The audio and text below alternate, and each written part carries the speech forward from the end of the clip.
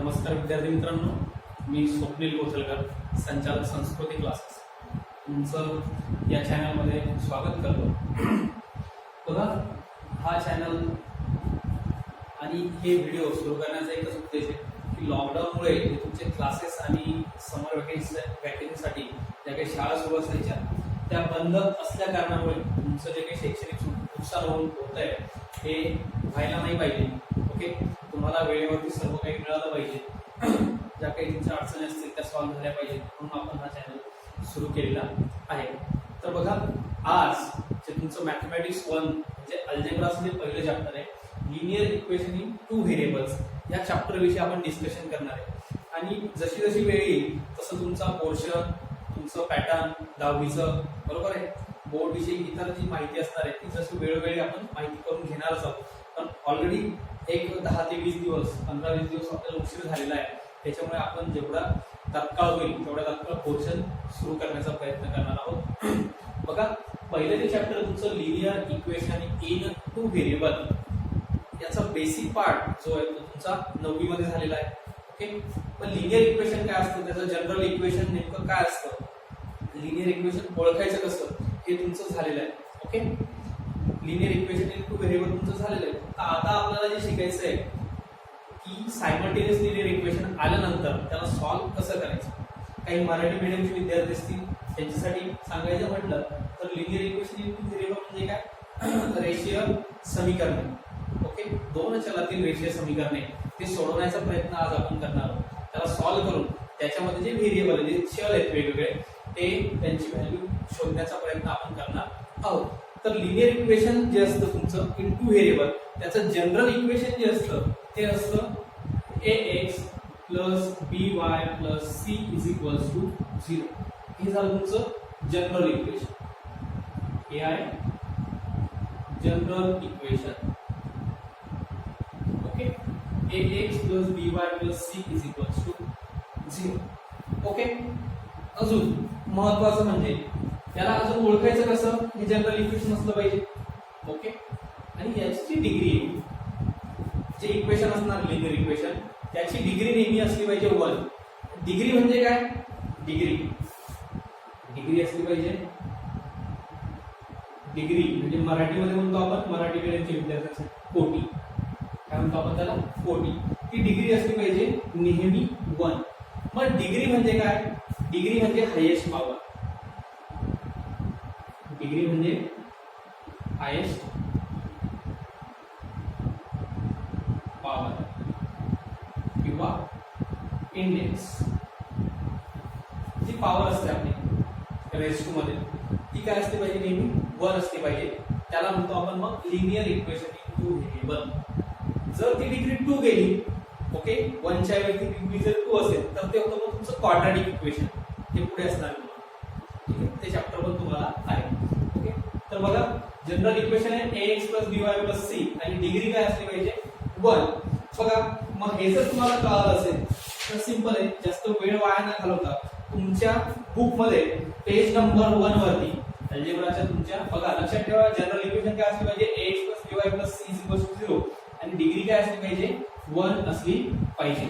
Okay, तर बघा, लक्षात घ्या, तुमच्या बुक मध्ये काही तुम्हाला एक्झाम्पल दिले, इक्वेशन तुम्हाला दिलेले आहेत आणि सांगितलंय complete the following table.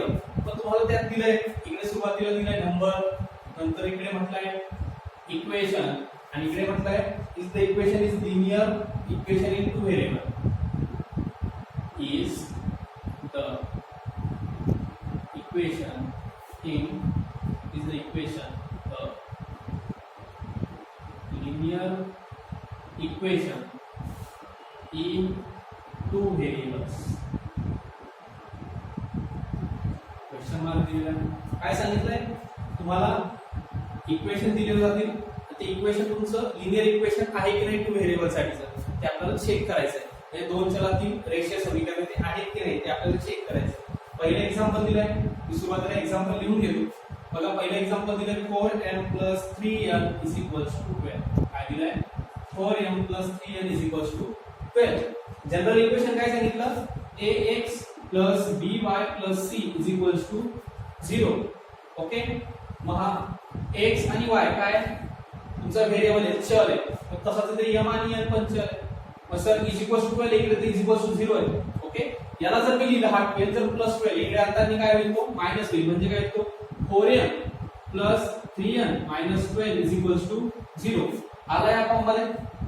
Degree काय याची 1, म्हणून हा काय लिनियर इक्वेशन इनटू व्हेरिएबल. हा आहे तुमचा linear equation into variable. Okay, अशाच प्रकारे तुमचं सेकंड एक्झाम्पल तुम्हाला दिलेलं आहे. ओके, सेकंड एक्झाम्पल दिलंय 3x² minus 7y is equals to 13. Okay, general equation काय आपलं ax plus by plus c. Okay, आहे का नाही, कारण याची डिग्री जी पाहिजे आपल्याला डिग्री काय असते 1, कोटी काय असते 1, highest order highest degree highest power 1 पाहिजे, इथे काय 2, म्हणजे काय क्वाड्रॅटिक आहे. मग लिनियर इक्वेशन झालं काय तर नाही. ओके, नंतर थर्ड नंबर जे आहे under root of root 2x minus root 5y त्याच्यानंतर is equals to 16. General equation ax plus by plus c is equals to 0. Okay, म्हणजे हा काय तुमचा root 2x okay minus root 5y is equals to 16. ओके, आता हा जो तुमचा ax plus by plus c is equals to 0 असतो, यात हा a b आणि c where a b and c are काय असतात ते ज्या प्रकारे x आणि y तुमचे काय असतात व्हेरिएबल असतात, a आणि b काय असतात कोएफिशिएंट. ओके, कॉन्स्टंट व्हॅल्यू असतात त्या, बरोबर आहे. a and b are coefficients. मग कोएफिशिएंट्स कोणते रियल नंबर असू शकतात. ओके, मग √2 काय रियल नंबर आहे, √5 काय रियल नंबर आहे, आणि जो c असतो तो काय असते कॉन्स्टंट टर्म असते, कॉन्स्टंट व्हॅल्यू असते. इथे कॉन्स्टंट तुम्हाला 16 दिलेला आहे, बरोबर आहे. म्हणून हा काय तुमचा लिनियर इक्वेशन इनटू व्हेरिएबल आहे. लक्षात घ्या, लिनियर इक्वेशन इनटू व्हेरिएबल तो आहे. का आहे तर ax by c च्या फॉर्म मध्ये a b काय पाहिजे आपल्याला कोएफिशिएंट असतात, ते रियल नंबर कोणते असू शकतात. ओके, त्याच्यामुळे ते आहे. ओके, त्याच्यानंतर थर्ड जो क्वेश्चन येतोय 0x plus 6y minus 3 is equals to 0. काय पुढे fourth number 0x plus 6y minus 3 is equals to 0. तर बघा 0x plus 6y minus 3 is equals to काय दिलाय तुम्हाला 0 दिलाय. जनरल इक्वेशन काय ax plus by plus c. आता 0x आहे म्हटल्यावर व्हॅल्यू काय होऊन जाईल 0 into x 0 होऊन जाईल. ही टर्म राहील का नाही, पण जनरल फॉर्म मध्ये येतोय का तो x च्या फॉर्म मध्ये नाही, त्याच्यामुळे हे आहे का तर नाही. हे तुमचं लिनियर इक्वेशन इनटू व्हेरिएबल नाही. पुढे पुढचं दिलंय 5 नंबर 0.3x पुढे plus 0y minus 36 is equals to 0. बघा आता इथे 0 दिलाय, ही टर्म काय होईल 0, परत जनरल फॉर्म मध्ये तुमच्या ax plus by plus c equals to 0 च्या जनरल फॉर्म मध्ये बसत नाहीये, त्याच्यामुळे हे पण तुमचं लिनियर इक्वेशन इनटू व्हेरिएबल नाही. त्याच्यानंतर 6 नंबर तुमचं दिलाय 4/x plus 5/y equals to म्हटलंय 4. ओके, आता जर याचा विचार केला तुम्ही general form general equation ax plus by plus c जो तुमचा व्हेरिएबल असतो तो कोएफिशिएंटला मल्टिप्लाय पाहिजे, इथे काय केलाय तो डिवाइड आहे 4/x दिलाय. काय दिलाय तो 4/x, हे पण x झालं. आणि जर विचार केला हा x जर आपण वर नेला तर त्याची पॉवर काय होईल -1 होईल. पॉवर काय होईल त्याची -1. ओके, आणि आपल्याला पॉवर डिग्री काय पाहिजे 1 पाहिजे, -1 पाहिजे का नाही, त्याच्यामुळे हा सुद्धा तुमचा लिनियर इक्वेशन इनटू व्हेरिएबल नाही.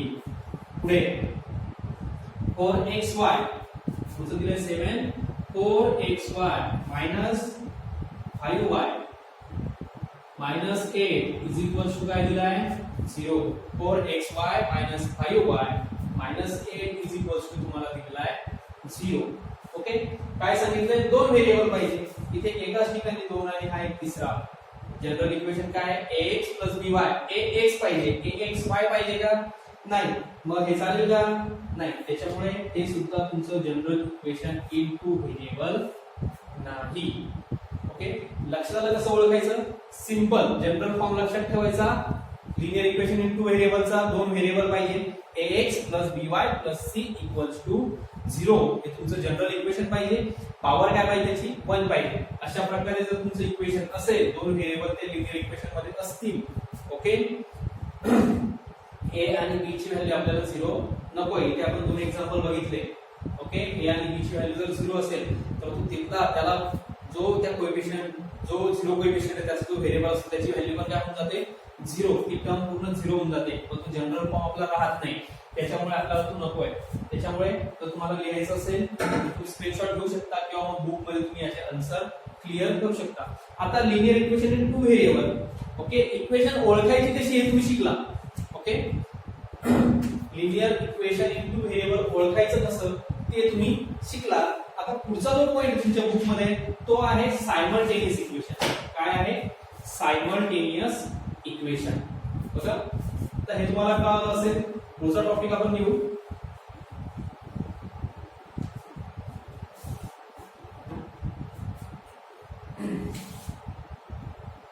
पुढचा पॉइंट आहे तुमचा सायमल्टेनियस इक्वेशन. मराठी मीडियम मध्ये याला म्हणतात एक सामायिक समीकरणे. सायमल्टेनियस म्हणजे एकाच वेळेस येतात. ओके, सायमल्टेनियस एकाच वेळेस दोन. आता पण तुम्ही लिनियर इक्वेशन ओळखायची कशी ते शिकला. बरोबर आहे. आता एकाच वेळेस जर दोन लिनियर इक्वेशन आल्या तर सॉल्व्ह करून त्यातील जे व्हेरिएबल असतील एक्स वाय असेल किंवा एम एन असेल तर ते सॉल्व्ह करून त्यांची व्हॅल्यू कशी शोधायची ते आता आपल्याला शिकवायचं. ते आता आपल्याला शिकायचं. मग सायमल्टेनियस इक्वेशन आपण भरपूर पद्धतीने सॉल्व्ह करू शकतो. इलिमिनेशन असते, तुमची सबस्टिट्यूशन मेथड असते, ग्राफिकल असते, ग्रॅमर रूल असतो. मग सुरुवातीला आपल्याला शिकायची आहे इलिमिनेशन. काय शिकायची आहे इलिमिनेशन मेथड. बघा, सायमल्टेनियस इक्वेशन मध्ये पहिली जी मेथड असणार आहे तुमची ती असणार आहे इलिमिनेशन मेथड. ओके,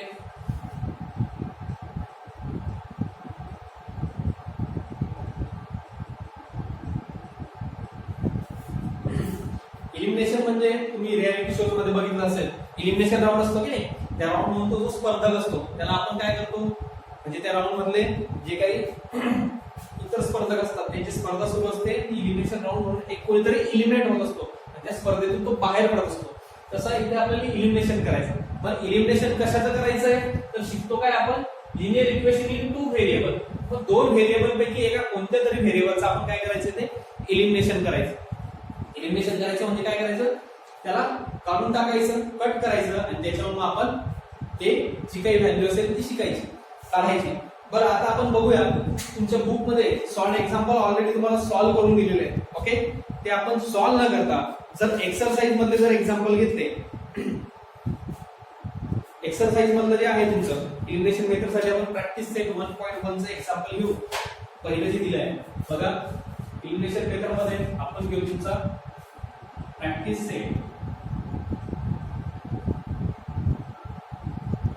1.1.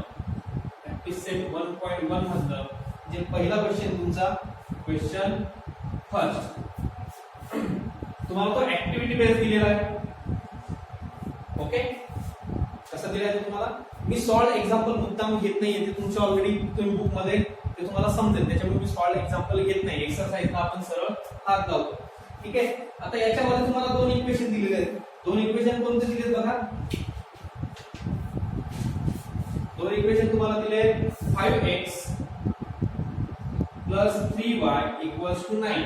हे इक्वेशन दिलेलं आहे. आणि दुसरं इक्वेशन दिलं आहे 2x plus 3y equals to 12. दिले तुम्हाला सेकंड इक्वेशन. आता मी काय सांगितलं तुम्हाला इलिमिनेशन आपल्याला करायचं आहे. ओके, कट करायचं आहे. आता जर तुम्ही सिंपल विचार केला तर हा आहे तुमचा 5x plus 3y equals to 9.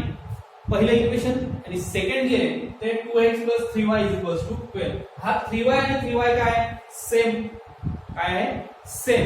Eliminate करायचं म्हणजे काय करायचं आपल्याला एक व्हेरिएबल कट करायचं. आता हा याचा कोएफिशियंट ही टर्म 3y वरच्या इक्वेशन मध्ये आणि ही टर्म सेम आहे, दोघांचे साइन पण काय आहे सेम आहे.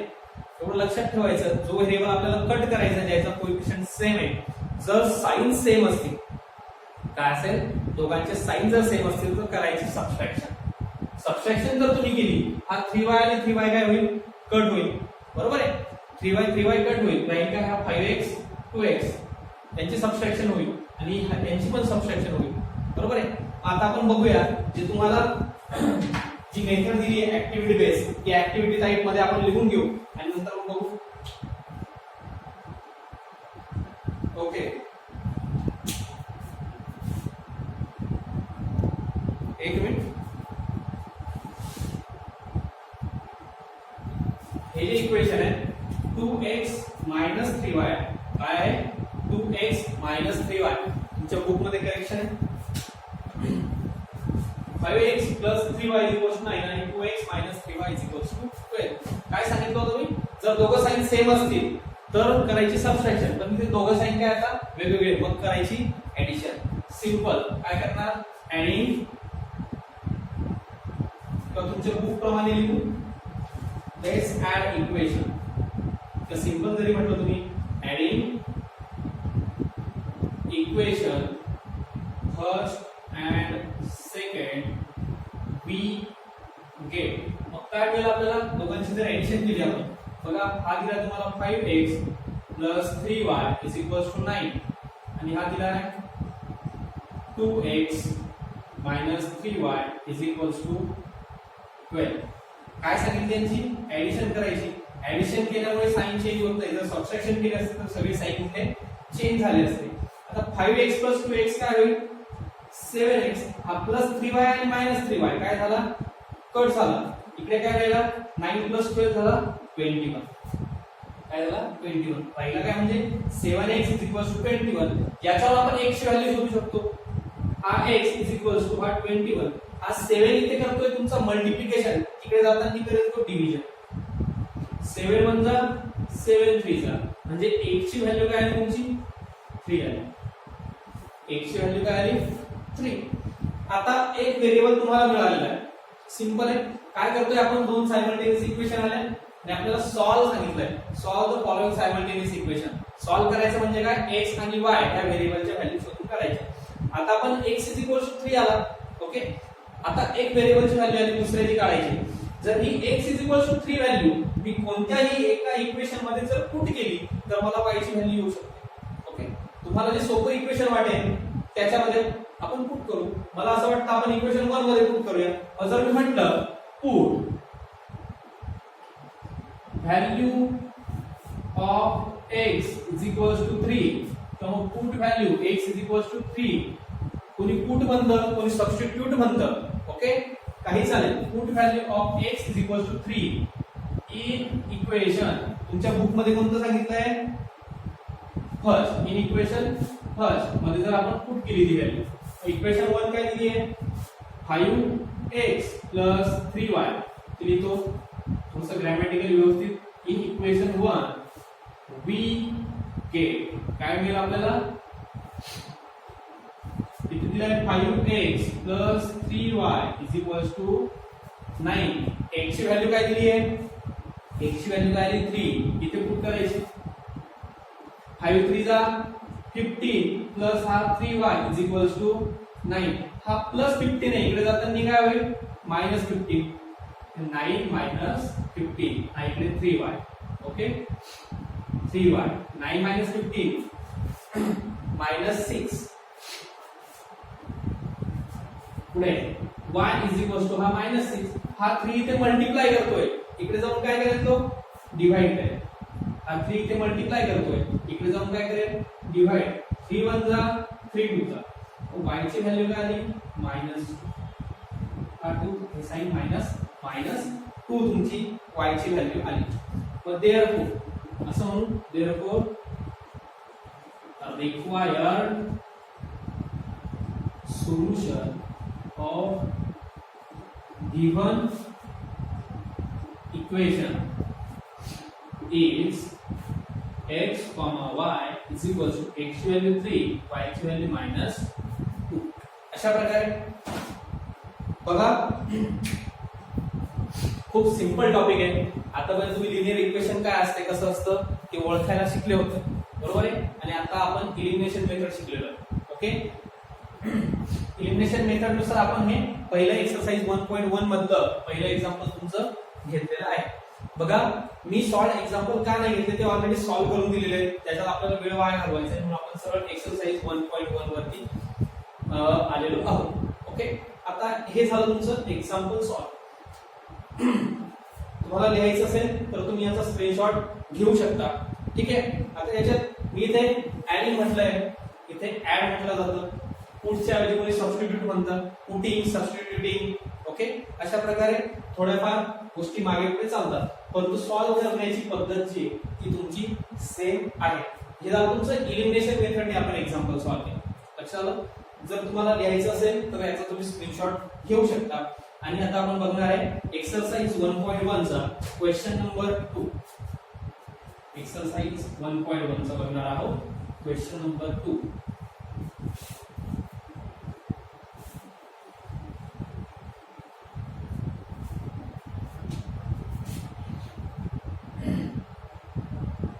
इसकी प्रैक्टिस सेट 1.1 क्वेश्चन नंबर 2 काय म्हटलाय क्वेश्चन नंबर 2 तुमचा solve the following simultaneous equation. कोणत्या पद्धतीने सॉल्व करायचे हे तुम्हाला सांगितलेलं नाही. तुम्हाला पटेल त्या पद्धतीने तुम्ही ते सॉल्व करू शकता.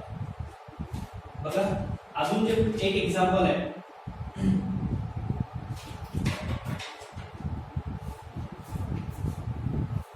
मी तुम्हाला सांगेल की इलिमिनेशन मी कोणते एक्झाम्पल सॉल्व करायचे सबस्टिट्यूशन मी कोणते एक्झाम्पल सॉल्व करायचे ओळखायचे बरोबर आहे.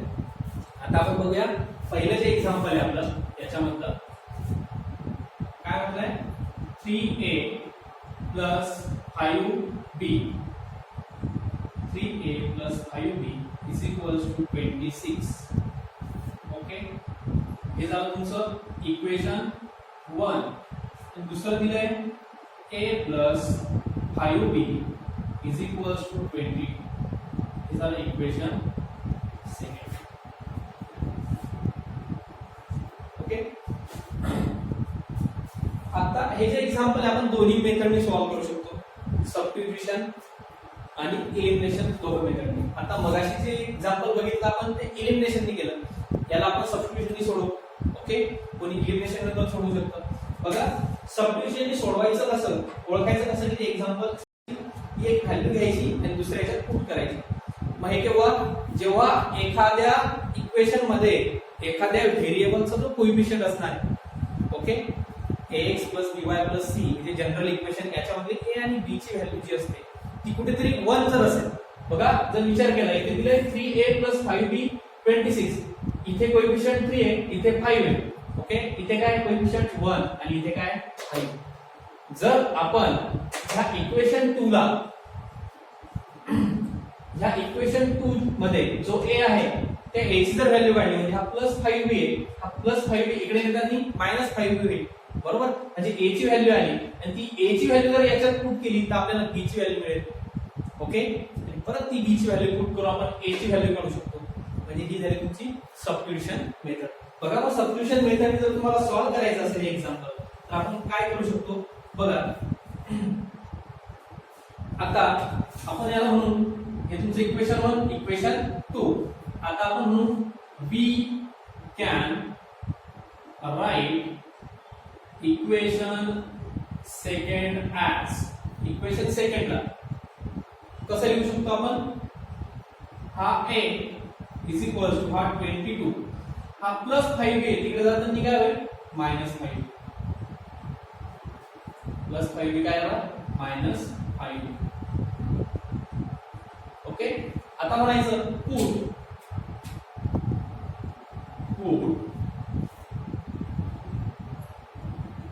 a is equals to 22 minus 5b in equation 1. Second equation मधली a ची व्हॅल्यू घेतली आपण, ती पुट नेहमी करायची 1 मध्ये. ती जर सेकंड मध्येच पुट केली तर तुमचं आन्सर येईल 0. काय आन्सर 0.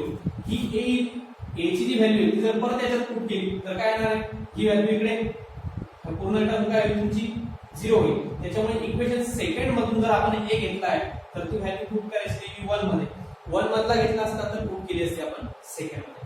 बघा आता काय होईल, put a is equal to 22 minus 5b in equation 1 we get. मग काय मिळेल आपल्याला, इक्वेशन 1 काय आहे 3a plus 5b is equal to 26. मग a ची व्हॅल्यू काय आपली, a ची व्हॅल्यू आहे 22 minus 5b. a ची व्हॅल्यू आहे 22 minus 5. तर 22 3 जा 66, ब्रॅकेट सॉल्व करतो. 22 3 जा 66, 3 5 जा 50 minus 15 आणि हा b plus 5b is equal to 26. याला सिंपल सॉल्व करायचं. हा 66 आहे प्लस इकडे जाताना जे काय होईल मायनस, हा 26 minus 66. ओके, हा तुमचा -15b plus 5b काय होईल, हा प्लस आहे हा मायनस आहे, सबट्रॅक्शन होईल. मग सबट्रॅक्शन होऊन काय येईल बघा, वाटल्यास लिहितो एक्स्ट्रा स्टेप एक समजायला पाहिजे म्हणून. ओके, हा -15 plus 5 काय होईल -10 -10b is equals to 26 minus 66 काय तो -40. ओके, कॅल्क्युलेशन फटाफट करता आले. आता b ची व्हॅल्यू काढायची, हा -14 आहे, हा -10 मल्टिप्लाय करतोय, इकडे जाऊन डिवाइड करा. 10 1 जा 10 4 जा, मायनस मायनस पण कट झाला. b ची व्हॅल्यू काय आली तुमची 4. b ची व्हॅल्यू काय आली 4. मग परत म्हणायचं put b is equals to 4 in equation. आता कोणत्या इक्वेशन मध्ये पुट केलं तरी चालेल, जी सोपी वाटेल ती. मला वाटतंय सेकंड सोपी आहे, कारण इथे a एक आहे in equation second we get. मग काय मिळेल आपल्याला, इक्वेशन काय 10 plus 5b is equals to 22. b ची व्हॅल्यू काय आली आपली, b ची व्हॅल्यू आली आपली 4. ओके, मग a plus 5 4 जा 20 हा 22. मग a is equals to हा 22 हा प्लस 20 इकडे जाताना -20. मग a is equals to काय आला, a ची व्हॅल्यू आली 2 आणि b ची व्हॅल्यू आली 4. त्याला क्रॉस व्हेरीफाय करून बघायचं आपला आन्सर बरोबर आहे की. a ची व्हॅल्यू 2 आणि b ची व्हॅल्यू 4 पुट करून बघा. 2 प्लस 5 into 4 20, 2 plus 20 22. करेक्ट. इथे 3 into a काय 2, 3 into a 3 into 2 6, he value 6. 5 into b ची व्हॅल्यू काय 4, 5 into 4 20, 6 आणि 20 26 म्हणजे आपला आन्सर बरोबर आहे. म्हणून मग आन्सर विद्यार्थी काय देणार, therefore the solution of the required solution of given equation is. आता x y मध्ये लिहायचं, a आणि b दिलाय ना म्हणून is a, b is equals to a ची व्हॅल्यू 2 आणि b ची व्हॅल्यू 4. सिंपल. मला वाटतं तुम्हाला एलिमिनेशन मेथड पण कळाली असेल आणि सबस्टिट्यूशन मेथड पण कळाली असेल. ह्याच प्रकारे तुमची पूर्ण एक्सरसाइज आपल्याला सॉल्व करायची. जर तुम्ही पुढचं एक्झाम्पल जर बघितलं, x + 7y = 10 आणि 3x - 2y = 7, हे पण काय तुमच्या सबस्टिट्यूशन मेथडनी तुम्ही सॉल्व करू शकता. ओके, हे झालं तुमचं एक्झाम्पल. आता आज आपण मला वाटतं इथे थांबूया. ठीक आहे, जे पुढचं असेल तुमचं एक्सरसाइज 1.1 तुम्हाला जमले तेवढे सोडवा. असं नाही मी तुम्हाला पुढचं पण सोडवून देणार आहे, याच्यानंतरचे जेवढे एक्झाम्पल असतील ते पण मी तुम्हाला सोडून देणार. पण आज पहिला दिवस व्हिडिओ जास्त मोठा झाला तर तुम्ही याच्यानंतर व्हिडिओ बघणार नाही, बरोबर आहे. त्याच्यामुळे आजचा हा छोटासाच व्हिडिओ आपण करतोय. ठीक आहे, त्याच्यानंतर उद्या तुमचे इंग्लिश, मॅथ्स आणि सायन्स तिन्ही व्हिडिओ तुम्हाला येऊन जातील. ठीक आहे, त्याच्यानंतर ठीक आहे, आपण आज इथे थांबूया. तुम्हाला लिहायचं जर असेल तर तुम्ही याचा स्क्रीनशॉट घेऊ शकता आणि जेवढा जास्तीत जास्त तुमच्या मित्रांपर्यंत तुम्ही पोहोचवू शकता हा व्हिडिओ, तुम्ही जेवढा जास्त शेअर करणार आहे, चॅनलला आपल्या सबस्क्राईब करा, व्हिडिओज लाईक करा आणि जेवढ्यात जास्त विद्यार्थ्यांपर्यंत याची लिंक पाठवता येईल तेवढ्या जास्त विद्यार्थ्यांपर्यंत पोहोचवा. ठीक आहे, याच्यातून हा फायदा तुमचाच आहे, तुमच्या मित्रांचा आहे. जेवढा जास्त तुम्ही हा व्हिडिओ स्प्रेड करणार, ओके, तेवढा जास्त विद्यार्थ्यांना शिकायला मिळणार. याच्यातून आता सुट्ट्या चालू आहे, बरोबर आहे, त्याच्यामुळे सर्व विद्यार्थ्यांना काही ना काही थोड्याफार प्रमाणात मिळालं पाहिजे, हा आमचा हेतू आहे. आणि सध्या लॉकडाऊन चालू असल्यामुळे, कोरोना सारखं संकट असल्यामुळे घराच्या बाहेर निघू नका. ठीक आहे, चालेल, धन्यवाद. आपलं चॅनल नेहमी बघत राहा, नवनवीन व्हिडिओ आपले येत राहतील. ठीक आहे, 12वीचे जर कोणी तुमचे विद्यार्थी मित्र मैत्रिणी असतील, ओके, मोठे बहीण भाऊ वगैरे असतील, त्यांना सांगा 12वी सुद्धा व्हिडिओ आपल्या चॅनलवरती आहेत, त्याच्यामुळे काही अडचण येईल. आणि जर तुम्हाला काही अडचण वाटत असेल, काही सजेशन असतील, तर तुम्ही मला माझ्या नंबरवर संपर्क करू शकता, कॉन्टॅक्ट करू शकता, व्हॉट्सअपवरती असेल किंवा मग डायरेक्टली तुम्ही कॉल मला करू शकता. ठीक आहे, धन्यवाद, पुन्हा भेटू.